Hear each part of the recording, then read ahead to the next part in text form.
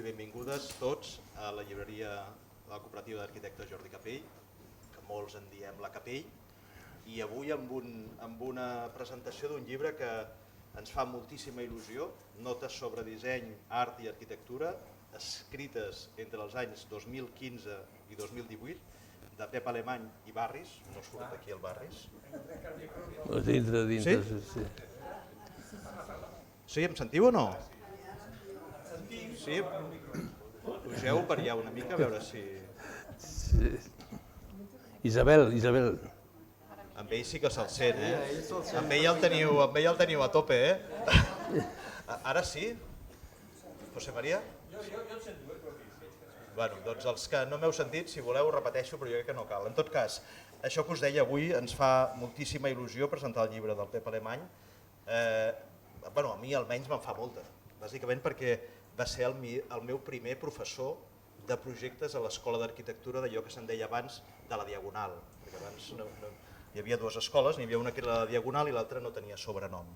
Una cosa bastant curiosa, això l'any 1986. 86. Passada, Ja feia uns quants anys que jo feia de professor. Jo feia pocs que feia d'alumne. I com a alumne jo anava al tercer pis del pati de lletres de la Universitat Central. Jo ja vaig enganxar la Diagonal. Per tant, va ser el primer professor que vaig tenir de projectes. I us he de dir que, i ho sé per molts més que després ens hem seguit i que els que vam seguir, diguem-ne, la carrera, el grupet, que el Pep era el savi. O sigui, després tens molts profes, no? Però passa allò que suposo que els devia passar a la seva època amb els que van anar amb l'Oriol Buigas o els que van anar amb el Rafa Moneo. Doncs aquest privilegi el va tenir el Pep. I tota la carrera va ser aquell professor de projectes de primer que era tan savi. I aquest tan savi... Jo crec que era un altre, No, el que no t'ho vam dir mai, perquè no tocava. Perquè en aquella època no tocava parlar de profes i l'únic que podíem era provar. En tot cas, sí que és cert que hi ha un dels trets que a tots ens va sorprendre molt, i sobretot respecte als altres professors, era que una persona com molt humil. I en canvi quan les fotia de l'alçada d'un campanar. Una cosa, tu no te'n recordes poder, però nosaltres sí. I quan et parlava de coses que poder no havia fet ell, sobre edificis, o ens corregia algun projecte d'aquells que es feien en comú, les fotia i deies, catxis la pell. I per tant, diguem-ne, aquesta consideració de savi i humil, jo crec que a tots els que el vam tenir a primer el continuem considerant igual. I la gràcia d'aquest llibre, que avui presentem, és que jo crec que reflecteix com és precisament el Pep i aquests trets que jo us dic ara. És a dir, parla de coses que segurament podríem parlar-ne tots, no parla de física quàntica, no parla de coses estrafolàries, sinó que parla d'un dia a dia quotidià, però la gràcia és com ho fa. I aquest com ho fa és aquesta, diguem-ne, saviesa humil d'ofici, d'aquelles persones que et poden parlar de coses que tu cada dia veus però que no t'hi fixes. I jo crec que, i no faig cap spoiler, com dirien els nanos joves, ara no diré com s'acaba el llibre, però sí que crec que és d'aquells llibres que frapen molt. I dic frapen perquè és una paraula que feia servir. Jo? Sí. No, perdona, però és una paraula que m'agrada molt, En qualsevol cas, jo no diré res més, no desvariaré res, donar-vos les gràcies per haver vingut, donar-li les gràcies a l'Oriol Pibernat, al Pep, evidentment, i donar les gràcies a la gent d'Eina, que en el primer moment que els vam dir, escolta, ens faria moltíssima il·lusió presentar el llibre a la llibreria, ens van dir, i tant, doncs som-hi, ens hi posem, ho hem fet tots molt fàcil i vaja, benvinguts. Pels que esteu aquí no, però pels que no esteu aquí, que sou els que esteu veient per les xarxes, per Instagram, al final de la presentació, si algú ens vol fer alguna pregunta per les xarxes, te les passarem, Pep, o te les passarem, Oriol. Els que esteu aquí doncs, ja les fareu directament. Per tant, els que ens esteu veient, si voleu fer alguna pregunta, aprofiteu. I com som una llibreria, en acabar, els que vulgueu, li demanarem al Pep que ens signi el llibre. Per tant, tots els que us vingui de gust, compreu el llibre, que d'això es tracta quan estem els llibreters aquí fent business, que compreu el llibre i que us el signi el Pep, que avui és un bon dia per fer-ho. Moltíssimes gràcies. Moltes gràcies, Marc.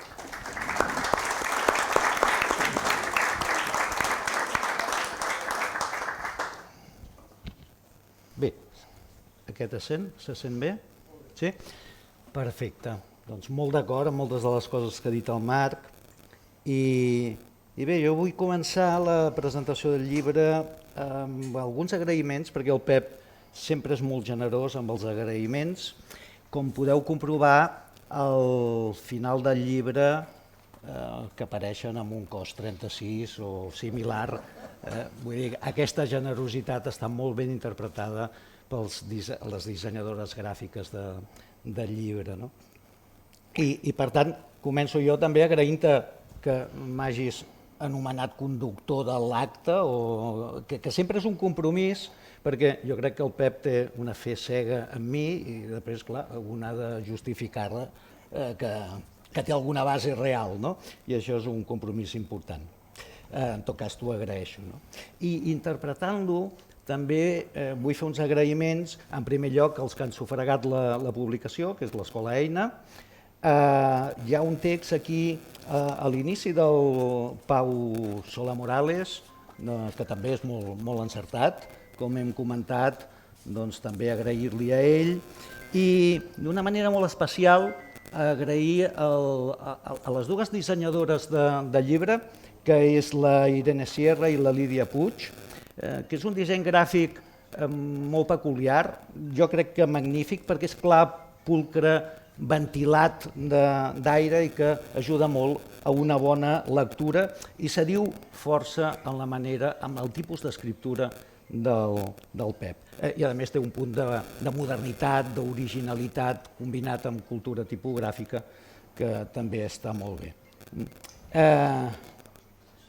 Bé, la generositat del Pep, i aquí ja s'ha dit, és inversament proporcional a la seva humilitat. I de fet, moltes vegades he pensat que n'ha fet d'aquesta humilitat gairebé com un estil. És com un dandisme de la humilitat, molt ben reflectit amb aquestes anades i vingudes que el veies amb el seu Dos cavalls groc, del qual també li dedica una de les notes, i que s'adiu també amb el tipus de notes que ens ofereix el llibre. Per això m'ha demanat explícitament que em va demanar, un dia que ens vam veure fa un parell de setmanes, que el disculpi davant de vosaltres perquè el llibre, un llibre que ha fet ell i que ha escrit ell i que parla de les seves reflexions i de les seves experiències, contingui fotografies seves. Vull dir, així és el Pep, que va pensar que potser era un exercici exagerat de no sé, de manca de modèstia. Però va ser una iniciativa, també cal dir-ho, de les dissenyadores gràfiques, en part. Sí, em sembla que les coses amb il·lustracions són més atractives i tal. I jo estava disposat a il·lustrar d'alguna manera això. I a més també estava disposat a il·lustrar-ho amb coses que fossin una mica meves, també, que es noti que les ha decidit l'autor del llibre i així. Com per exemple aquest dibuix seu de l'elefant aquí al final. Sí, l'elefant és una cosa molt típica meva, sí. Jo crec que no t'has de disculpar de res, Pep, però vaja. Les dissenyadores van veure que un dia dibuixava l'elefant, que el faig molt sovint, i diu, això no podia sortir. I dic, sí, si voleu, sí. No és el meu animal preferit des del punt de vista dels Boy Scouts en els quals jo treballava, perquè era el tigre, perquè ho trobava més maco que l'elefant. Però en realitat l'elefant és allò que... Jo anava amb el circ aquí, el Circ Olímpia, no sé si algú de vosaltres el recorda, que el presentava un tio que es deia Aladi. I el Circ Olímpia, una vegada, recordo que hi havia 11 elefants. I jo plorava d'alegria, però una cosa fantàstica, perquè 11 elefants hindús, això era un defecte, perquè m'agraden molt més els africans, perquè tenen les orelles més grosses, és un altre assumpte, però inclús al Parque de les Fieres, que en dèiem, hi havia elefants hindús, o sigui, la Perla, que era l'elefant que hi havia a la nostra època, doncs No sé, m'està dient alguna cosa el pare, però no recordo què. Bueno, és igual, m'he despistat amb l'elefant. Jo crec que he demanat les disculpes com tu m'havies demanat, però no calen, perquè és normal que en el llibre d'un apareguin fotografies d'un mateix. No hi ha cap problema amb això, tranquil. Més que per les d'un mateix, que trobo que és més correntet, diguem, que surtin, inclús jo agraeixo que en els llibres que llegeixo surti la fotografia de l'autor. De qui t'està perquè parlant? em faig més el càrrec, perquè si no jo me l'imagino molt gordo i és molt flac. I després quan el conec de veritat dic, no, però aquest no és, perquè ja me l'havia imaginat molt, no? I en aquest sentit que surtin fotografies i que se sàpiga que són meves no està mal. Però enlloc diu aquest és en Pep Alemany, enlloc ho diu a sota. No ho direm. Bueno. Doncs quan ens vam reunir fa un parell de setmanes vam pensar una mica com volíem que fos aquest acte, no? I vam estar molt d'acord que això de la presentació dels llibres és un gènere molt singular, fins i tot una mica estrambòtic, no? Perquè què és el que fas amb una presentació del llibre? Si parles dels seus continguts, doncs fas un spoiler, com es deia, i és estrany parlar dels continguts d'un llibre quan en realitat en una presentació estàs fent una invitació a la lectura. D'això en tinc experiència perquè moltes vegades amb els estudiants els hi expliques una mica o la idea, la tesi principal d'un llibre d'assaig o d'un llibre d'història i el donen ja per llegit. I aleshores és un fracàs de la meva missió, que en realitat era una convocatòria a llegir-lo. Una altra possibilitat és fer-ne molta publicitat, però això no és massa elegant, de fer-ne publicitat. I després, un altre recurs que s'utilitza és fer un panegíric, una lloa de l'autor, però jo crec que aquí incomodaria molt el Pep i per tant me n'abstinc. I per tant vaig a parlar una miqueta, per iniciar la conversa, d'una cosa que no està al llibre però que el Pep em va dir. I és que em va dir que li havia servit de model un llibre de Bertrand Russell que es diu Ma concepció du monde. Ell el té en versió francesa, l'original és en anglès, òbviament, i fins i tot me'l va ensenyar. I la veritat és que no li vaig preguntar res. És una cosa que faig de vegades perquè després quan me n'anava a casa caminant, que vivim relativament a prop, la pregunta que em feia és per què li ha servit de model. Llavors el que faré ara és el que he suposat de per què aquest llibre podia ser un model del teu i tu em dius si l'encerto o l'endevino. De fet, quan vaig arribar a casa, perquè el llibre em sonava,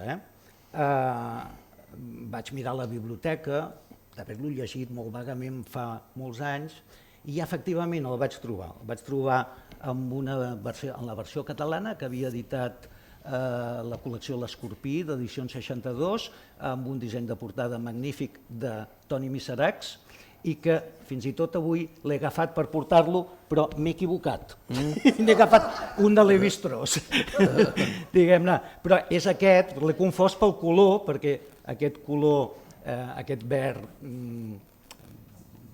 és una mena de verd pastel, doncs m'ha confós. Però vaja, és similar a aquest, però es diu La meva concepció del món, Bertrand Russell. I això em va provocar, doncs, no diré rellegir-lo tot, però sí revisitar-lo i fer una evocació una mica dels continguts que havia llegit. No sé, perquè el llibre és una traducció de l'any 67 o de finals dels 60, és a dir, molt, molt, molt antiga.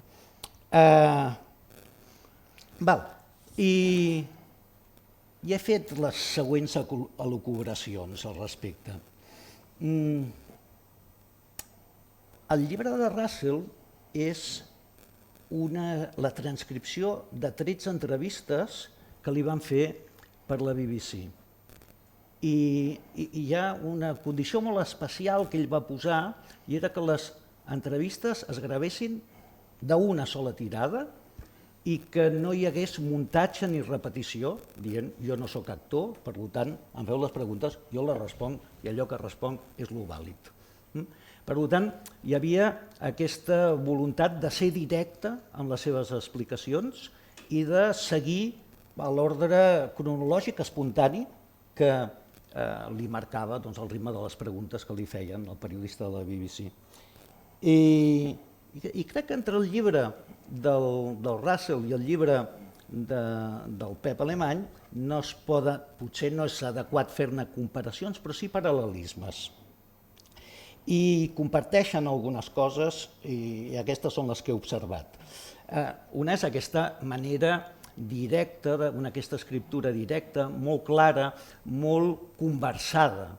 Diguem-ne que el llegeixes el llibre i especialment si el coneixes, estàs sentint la veu del Pep fent aquella explicació. I aleshores aquesta és una característica que s'assimila molt al llibre del Russell, que no és més que la transcripció, que no va voler canviar ni una coma del que eren les entrevistes de la BBC. Per tant, aquesta, diria, senzillesa, que no simplicitat, amb l'argumentació, aquesta voluntat d'acostar-se a l'interlocutor, de fer-li entendre una cosa, crec que és un tret bastant comú. Hi ha com una mena de complicitat amb aquesta transparència amb la comunicació. I fins i tot amb una comunicació que en alguns moments està molt ben escrit, és gairebé com oral. El Pep combina l'anècdota i la reflexió d'una manera molt natural, per això dèiem que és com si el sentíssim parlar, i és un element de conversa. I una altra característica molt peculiar del llibre, però que és una característica del Pep i de tots els que el coneixem, és que ell evoluciona no tant de la teoria, diguem-ne, a l'exemple, a la pràctica, sinó de la pràctica a la reflexió teòrica. És la pràctica, la base que el fa pensar, i això és molt important, perquè, i també coincideix en certa manera amb Russell, amb el seu absolut antidogmatisme. És una persona gens dogmàtica i, a més, amb el llibre, precisament, n'he extret una cita, sort que me l'havia apuntat perquè si no m'hagués equivocat del llibre i us estaria llegint Lévi-Strauss, em parla explícitament d'això i durant diverses pàgines. N'he tret només un paràgraf, i aquest sí que us el llegeixo, que diu: crec que ningú no hauria d'estar segur de res. Si un està segur del que sigui, està equivocat segur, ja que no hi ha res mereixedor d'una certesa absoluta i tots hauríem de considerar la possibilitat d'afegir a les nostres creences un determinat element de dubte i ser capaços d'actuar enèrgicament a desgrat d'aquests dubtes. Si els que hagueu llegit el llibre del Pep veureu que moltes vegades això hi és molt present. És a dir, diu un argument, però després diu l'argument contrari i algunes de les notes fins i tot acaben dient això és amb el que jo crec, però si algú té bons arguments i em fa canviar d'idea, doncs ho accepto perfectament. Doncs aquest antidogmatisme militant penso que és una de les característiques d'acord entre Russell i Alemany. Jo també puc adherir-me completament a aquesta idea de Russell i aquesta capacitat d'argumentar i argumentar amb convicció, perquè certament, i s'ha dit abans, el Pep argumenta amb convicció, però està disposat al canvi davant d'altres arguments o a contrastar amb altres arguments. Fins i tot diria que en algun moment el Pep té un punt provocador. Fixeu-vos que la primera de les notes una mica atenta com un sentir general, diguem-ne, molt català, l'elogi del romànic. No, el romànic a mi no m'interessa, diguem-ne. I ell em va dir que aquest era el primer perquè cronològicament era el primer que havia escrit i havia seguit l'ordre, havia respectat aquest ordre.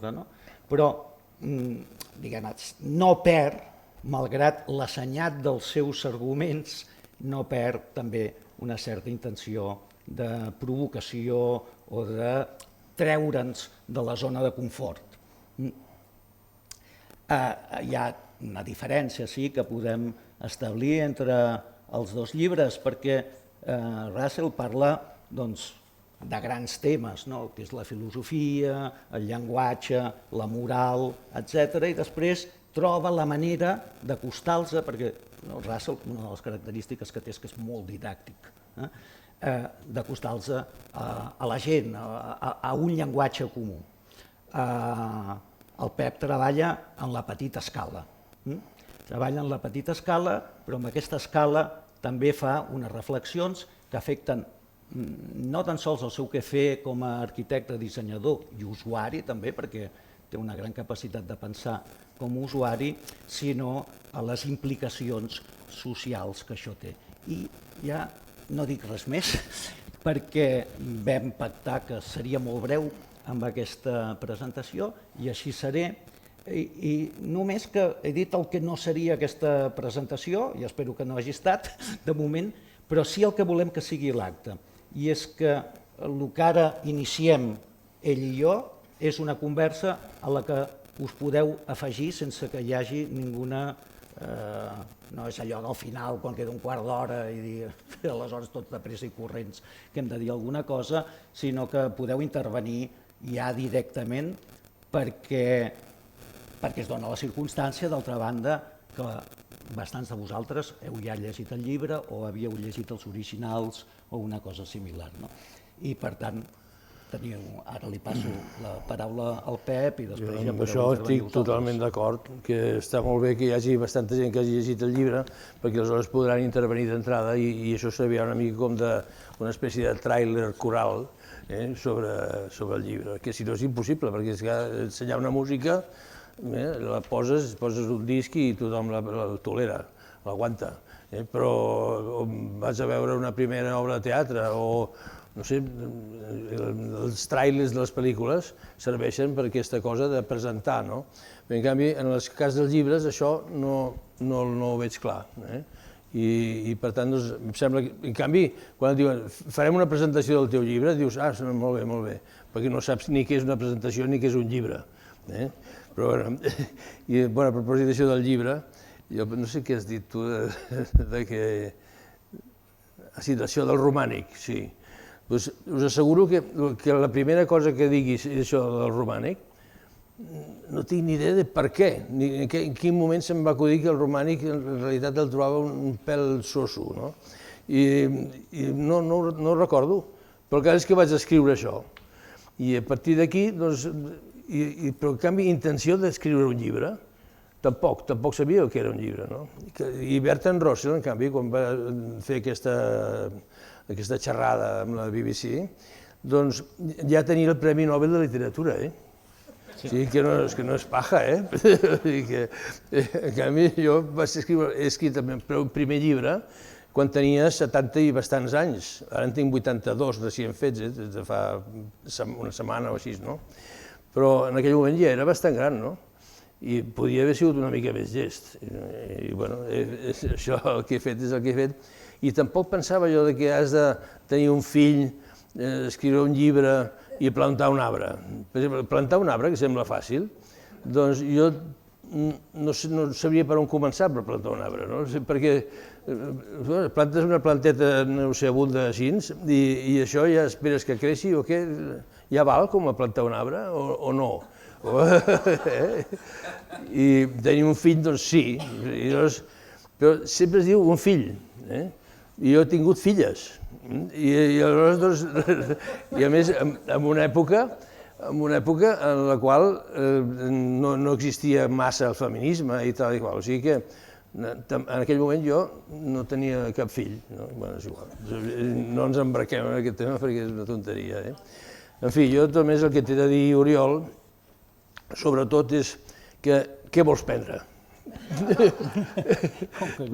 Home, per agrair-te una mica tota aquesta espècie d'elogi, que és una cosa que en els pròlegs dels llibres surt. Els pròlegs normalment són elogiosos. Dius, sí, aquest llibre l'he llegit i m'ha agradat molt. I per tant els pròlegs gairebé ningú els llegeix, i si són molt llargs encara menys. I per tant, en canvi tu m'has fet el pròleg aquest en 10 minuts o 5, no sé quants, però bueno, No, Déu-n'hi-do, Era més del que vam pactar, sí. Bueno, però sí que et dono tota la raó en això, que intervingui qui vulgui, especialment la gent que han llegit el llibre i els que no també, Però jo sé que aquí hi ha, segons com dir, aviam tu, que sé que has llegit el llibre, digues alguna cosa sobre això, no? Volia parlar, jo soc cunyat, és una figura una mica així, però ens estimem profundament. Jo voldria incidir en el tema de la humilitat, que ja ha sortit, i n'és una prova d'això, les constants referències que fa als companys que han influït en el seu pensament i en la seva feina, i en els mestres. És una cosa que no és massa freqüent i és mostra d'aquesta humilitat que ja s'ha remarcat del Pep Alemany. I només per acabar la meva curta intervenció, dir que a mi el del romànic és el que menys em va agradar. Jo inclús li vaig aconsellar que el tragués o que si no el volia treure que el posés cap al final o cap al mig, que pensés més desapercebut. Tenies tota la raó, perquè realment el romànic era una cosa molt sagrada a Catalunya, no? I aleshores, i tenies també tu raó que en aquest sentit jo vaig ser, sense voler-ho molt, una mica provocador.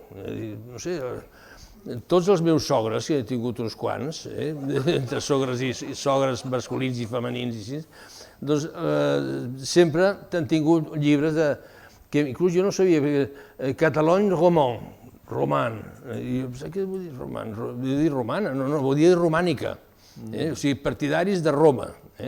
O sigui, gent que perdia Roma però que en canvi no ho sabien fer-ho, allò que feien els romans, excepte a Itàlia.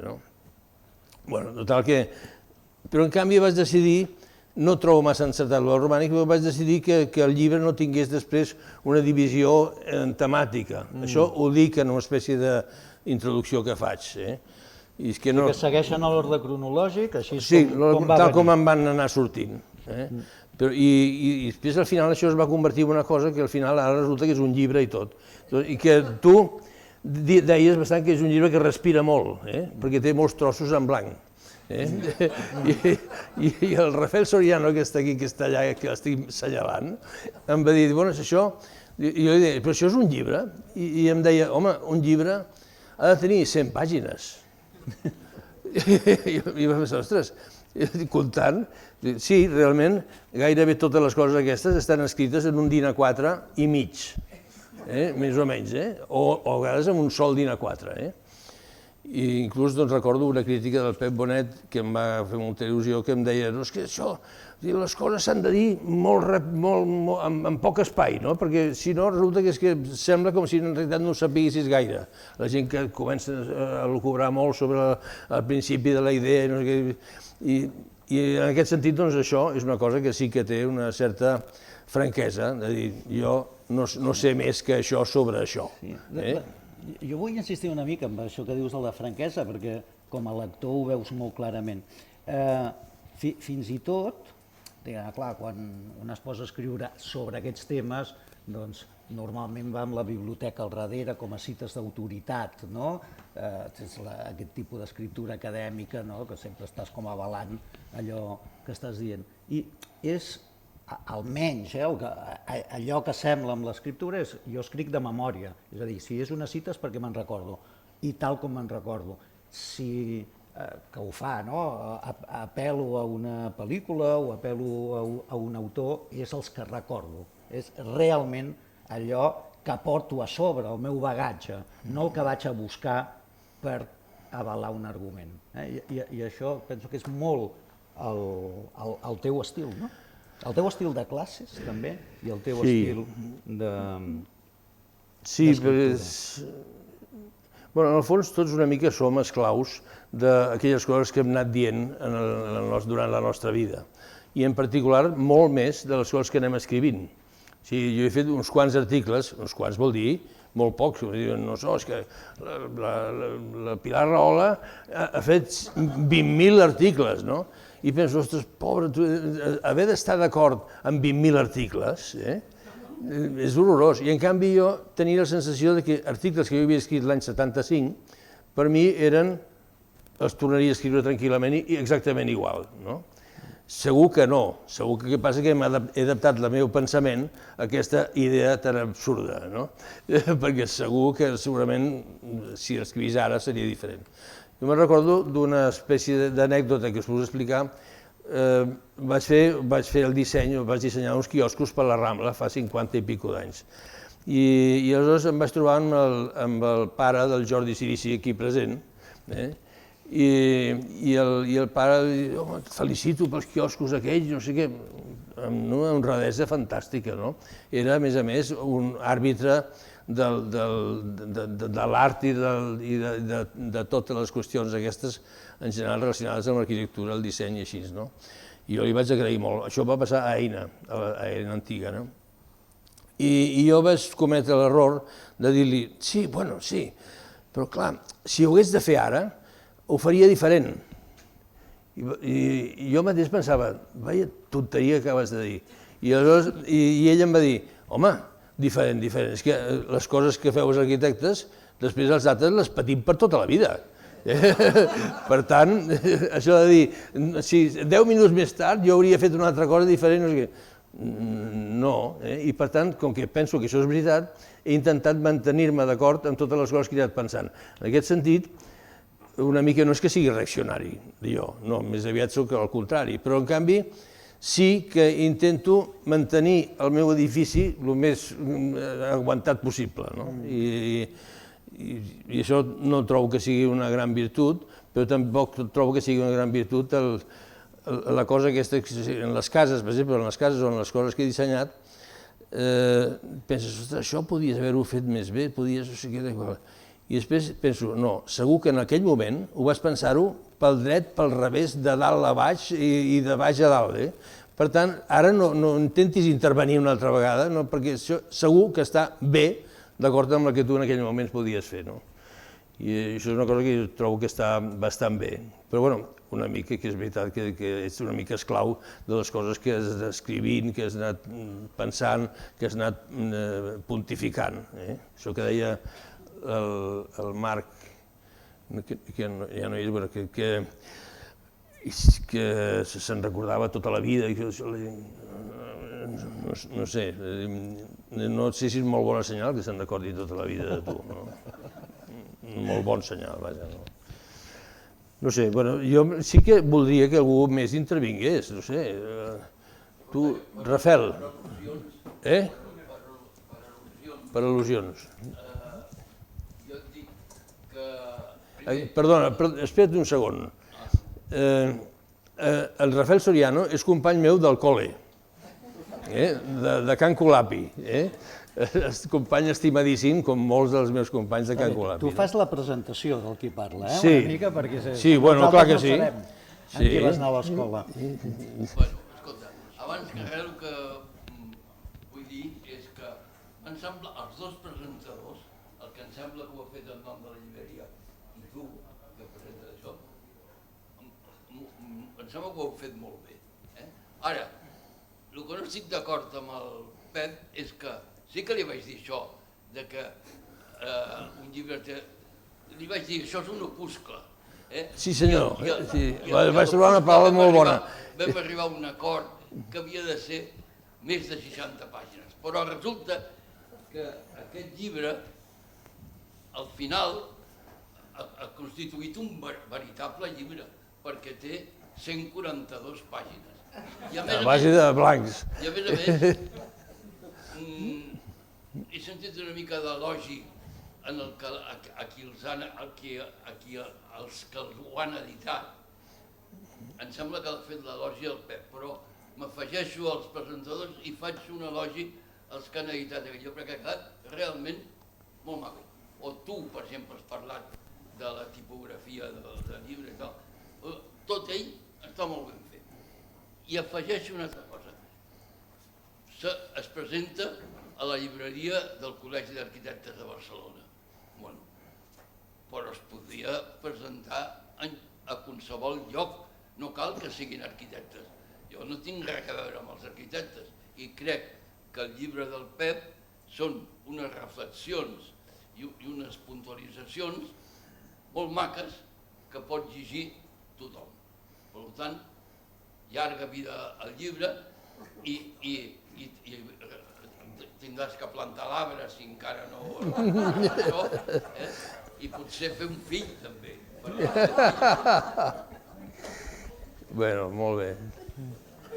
Moltes gràcies, Rafael. És que, a part de company meu del col·le, és un entès en tot el que signifiqui edició, publicacions. Ha estat, no explico el seu currículum com a persona del món aquest de la... Per això vaig anar primer amb ell per preguntar-li si allò era un llibre o no era un llibre. Bueno, més gent. No, és que, què dius? No, mira, mentre la gent s'ho pensa, jo sí tenia una pregunta per fer-te a tu, perquè al llarg del llibre es fa molt present, diguem-ne, els teus aprenentatges, sobretot a l'Escola d'Arquitectura, però sobretot a Eina, no? I aquesta és una reflexió que també volia fer, no? Aquella eina on, diguem-ne, no anaves només a ensenyar, sinó anaves a aprendre. És a dir, hi ha molts aprenentatges teus que es produeixen de conferències, de converses amb professors, etc. I jo crec que un centre universitari que només vas a ensenyar és molt avorrit. Diguem-ne que el millor que ha tingut Eina era quan era un lloc també per aprendre. I tu aquí ho reflecteixes absolutament, és a dir, les coses que has après dels teus col·legues, dels teus companys, també dels estudiants, etc. Volia assenyalar això perquè és com una cosa que transversalment està gairebé a totes les notes, o moltes d'elles, i també aprenentatges dels teus mestres, i la teva reivindicació dels mestres, del Federico, etc. Sí, precisament en aquest lloc és on vaig aprendre que això de tenir mestres no era una cosa tan corrent. I em sembla que ho faig constar en el llibre. Una presentació que, no sé si tu hi eres o no hi eres, però que va fer l'Enric Satué, d'uns llibres seus. Un, però un altre que per casualitat també l'havia escrit feia poc, i ho dic perquè un d'ells sorties tu, perquè sortia tot de figures del grafisme. I hi va haver-hi un intervinent, al final, que ell va dir que ell era de mestres, el Satué, l'Enric, i un intervinent que li va dir que ell no era partidari de gurús.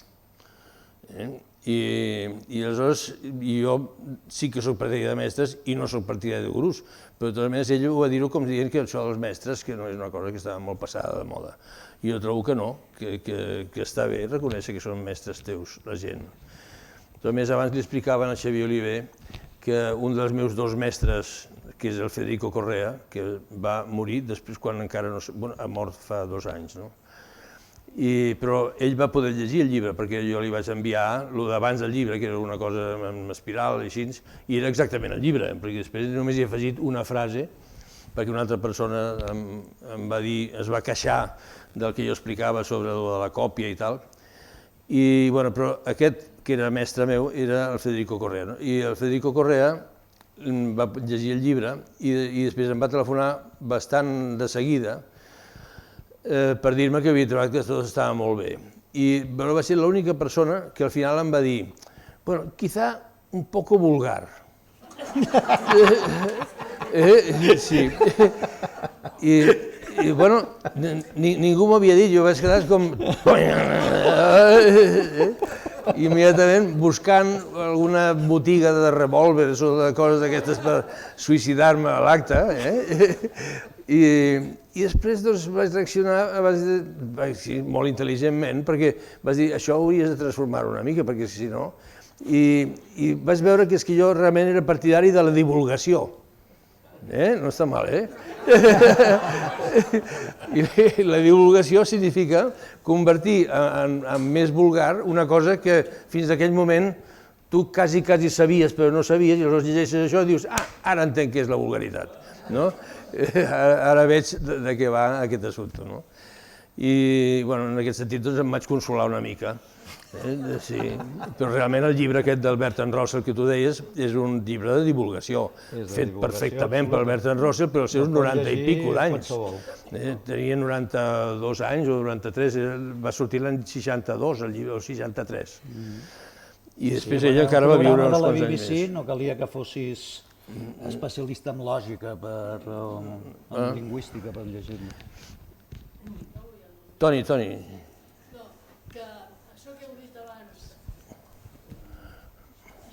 Abans que el llibre sembla que parli, que efectivament és el primer que vaig dir jo quan el vaig llegir, i sembla que l'estigui sentint, em fa pensar que si estéssim gravant, que sí que l'esteu gravant, aquesta conversa, podries editar un altre llibre, perquè estàs parlant i parles tal com raja, que és el que has fet en el llibre.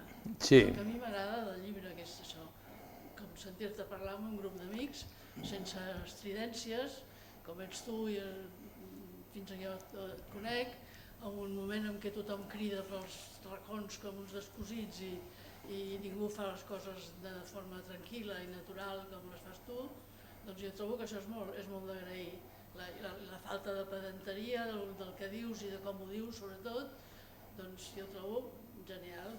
O sigui que sí, podries editar aquesta conversa, la part teva, la part teva, no la part nostra. La part teva la podries editar en un altre llibre, perquè és això el que has fet amb aquest, deixar anar opinions, sense pretendre sentar càtedra, tal com surt. Quan vaig acabar tot aquest assumpte del llibre aquest, o a mig, després de l'any 18, que és quan acaba això, doncs vaig seguir prenent nota d'idees que tenia i tal, no? I en aquests moments tinc 47 idees més, que no està mal. Però ahir me les vaig repassar i vas veure que un 50% eren autèntiques vulgaritats. I per tant no estava disposat a tornar a caure en el mateix defecte. I a més em sembla que no n'escriuré cap més.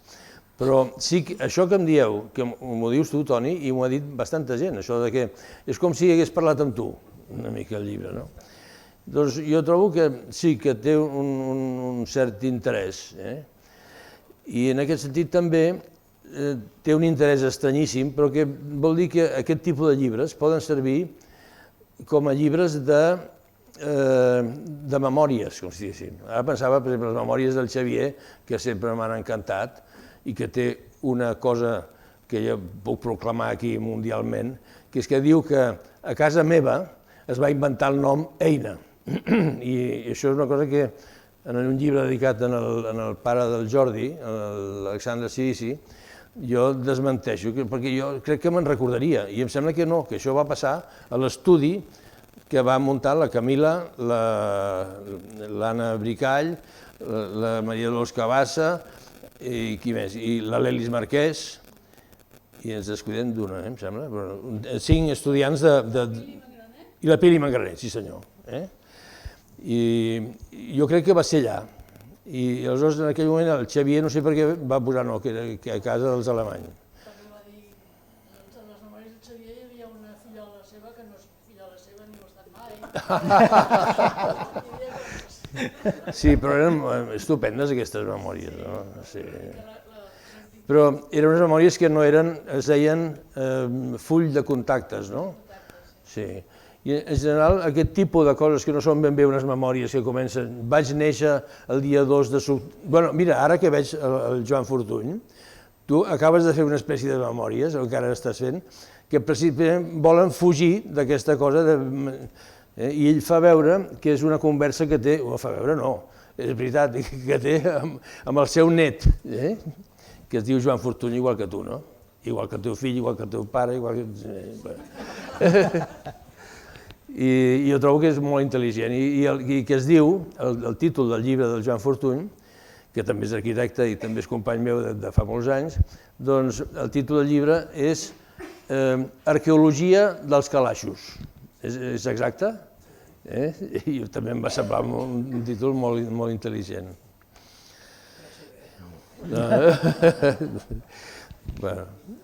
No, però és que jo trobo que citar a la gent, trobo molt ridícul no fer-ho. O sigui, és utilíssim. No, és que això ho he après perquè m'ho ha explicat tal persona, no? Molt bé, sí, i inclús doncs, és com si vés a preguntar-li a ell que et dirà de primera mà això que jo estic dient de segona mà. I en canvi és una mica de crítica respecte a ser massa exigent amb aquestes coses, no? Perquè dir, no, és que aquest va fer una conferència a Madrid i llavors va dir tal cosa que és una cosa que és meva. Bueno, en particular, bueno, és igual, no vull... Recordo perfectament de qui eren els protagonistes, però cal dir que és una cosa teva, que tu se t'hagi acudit, que no vull seguir. No, però això va en la línia del que et deia, d'aquesta honestedat d'incorporar, diguem, el teu saber, el saber que has rebut molt directament d'altres, que t'han dit de viva veu, aquell que acabem a l'imprimat dels llibres només. Però a més, amb això de la idea de les memòries també em vaig quedar una mica tranquil, i bueno, ja has escrit les memòries. Mira, una cosa menys a fer, no? Perquè l'arbre, el fill, i què més era? I el llibre, doncs no diu que el llibre sigui de memòries tampoc, no? Però en canvi tothom escriu memòries. I és un afany de passar a l'eternitat tranquil·lament, no? Què més? Clar, aquestes... No n'hi ha gaires de preguntes, no?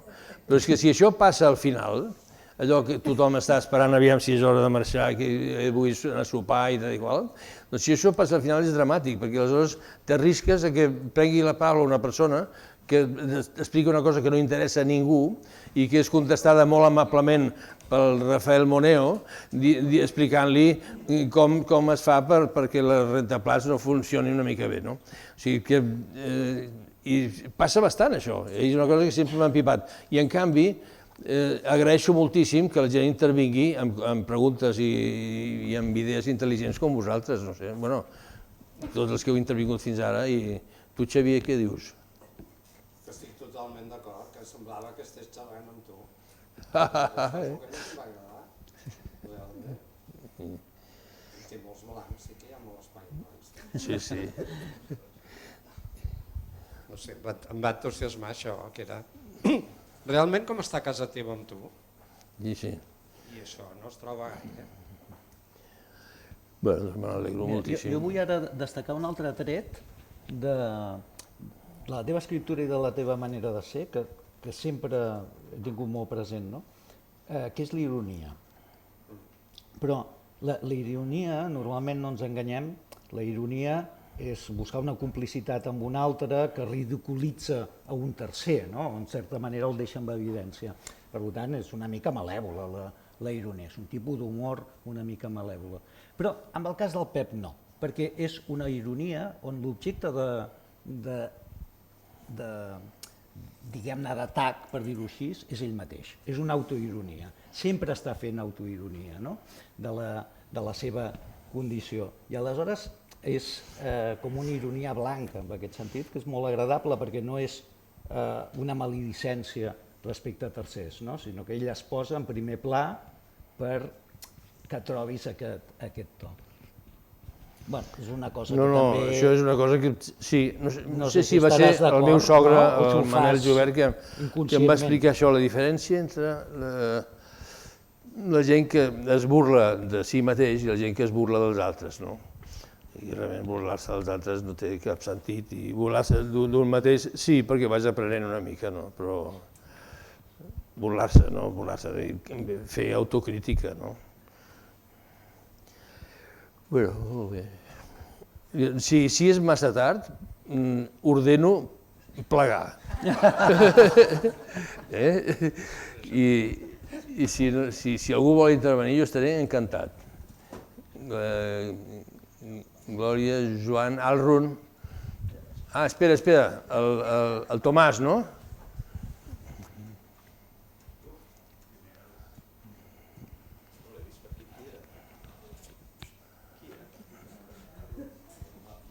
que he aterrizado aquí, pensaba que era a las 17:30, que empezaba la función de presentación, o sea que, por suerte, he llegado a la hora a la que tú has presentado el libro.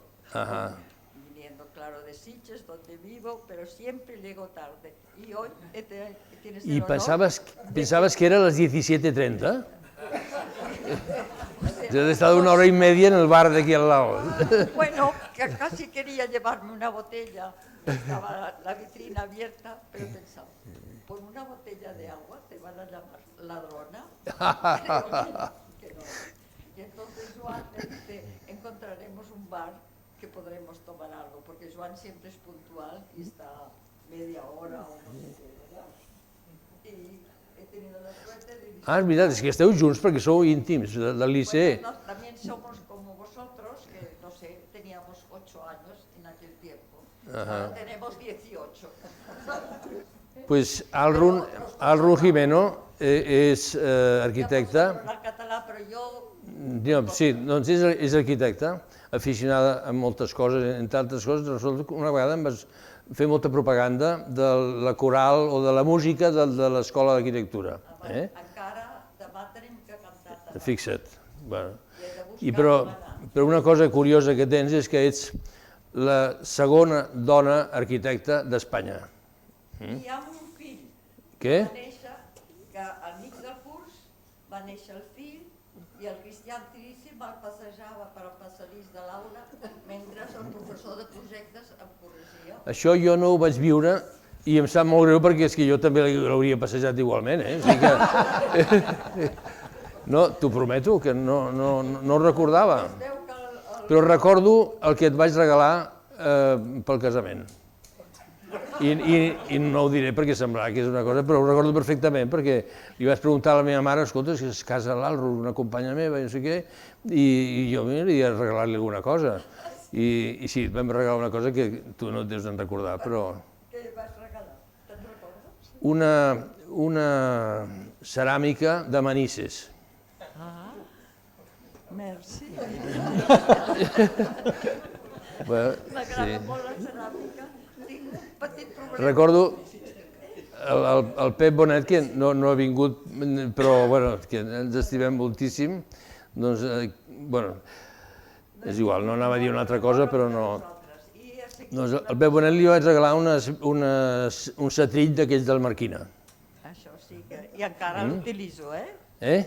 Encara l'utilitzo, eh? No, a tu no et vaig regalar el setrill, Esto es el juego de los disparates. Igual m'equivoco i vaig regalar el Manises en el Pep i el setrill en tu, no sé. Però bueno... Aviam. Ara m'ha fet... Sí, el llibre em passa una cosa que és molt trista, em passa a mi, Sí. Que vaig començar a llegir-lo i deia que se me ha olvidado todo lo que yo quería comentarle al Pep. Però realment he estat sentint el que deien i jo recordava molt que era això que dèiem. No? Em sembla que estic parlant amb el Pep. Fins i tot feia riure jo mateix de mi mateix i de tu. Però ara, quan heu dit això, de que eres la segona dona en estudiar arquitectura, a mi m'ha semblat una notícia, això, per mi.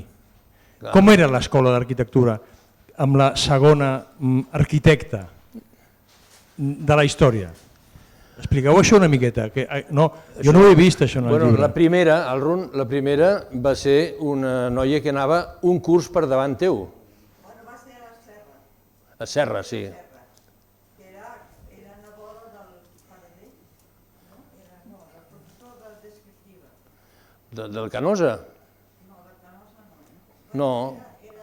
Ah, però tu et vas casar amb un altre professor de descriptiva. I després van vindre 4 més. 4 més què? Nens? No, una nena. Ah. Bueno, tu passa'm en un d'home d'aquests. Bueno. I també vaig estar a Eina amb vosaltres. No, era a Elisava. A l'Issava, sí. Nosaltres vam començar a l'Issava. Abans de dir que es diu Eina, es deia Elisava. Es deia Elisava, sí. Jo a Elisava, no sé si amb en Milà, vaig donar algunes classes també. Està bé. Nosaltres, a l'ISABA, jo vaig fer classes durant 3 anys i era estudiant d'arquitectura i consultava tot amb vosaltres el que jo havia de fer a l'ISABA. I allà al fons.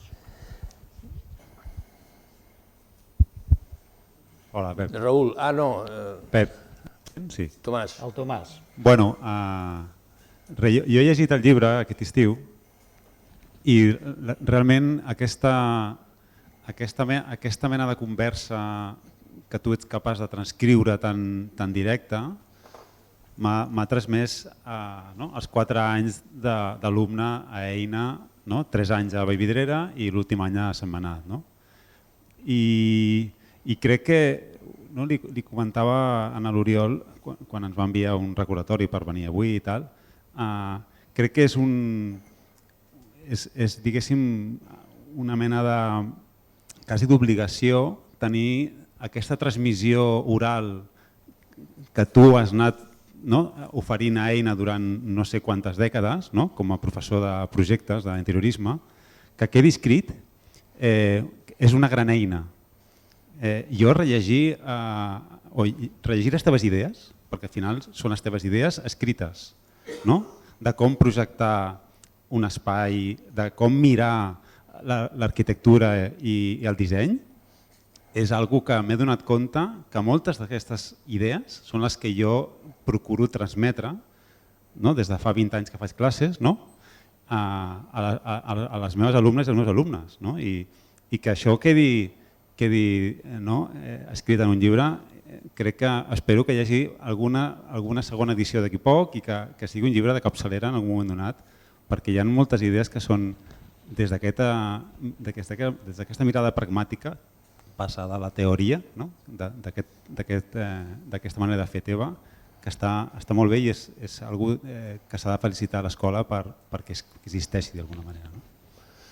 Que no desapareixi, això està molt bé. Moltes gràcies. No et dic allò que li deia a l'Oriol de què vols prendre, però sí, t'ho diria.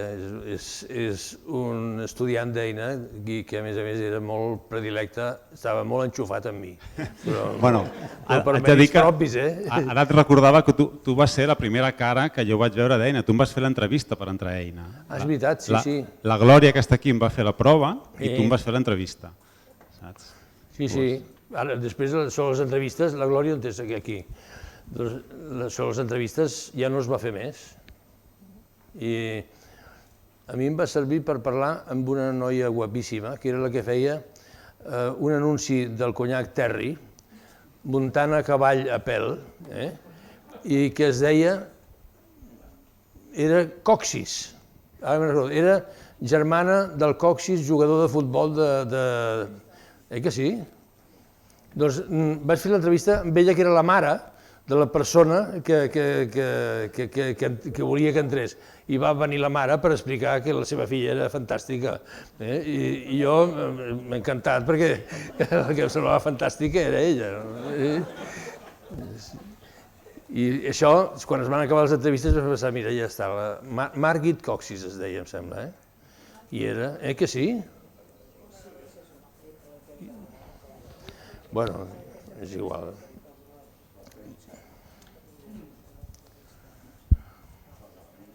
Bé, si no hi ha més intervencions, volíem que la cosa fos breu, no? Sí.